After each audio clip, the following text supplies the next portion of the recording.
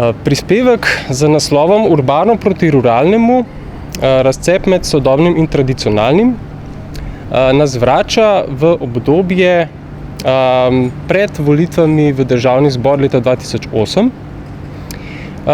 ko smo imeli v slovenskem političnem prostoru opravka z novo delitvijo, ki je za razliko od prejšnje levo-desne tokrat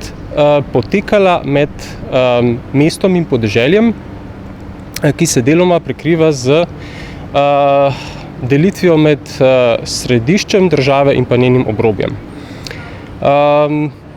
Prispevek skuša osvetliti takratno predvolilno in pa povolilno dogajanje in se sprašuje, ali ima ta delitev tudi realno podlago v kazalnikih razvitosti in pa tudi v drugih dejavnikih volilnega vedenja, kot so denimo vrednote oziroma vrednotne in življenjsko-stilne razlike med mestom in podeželjem.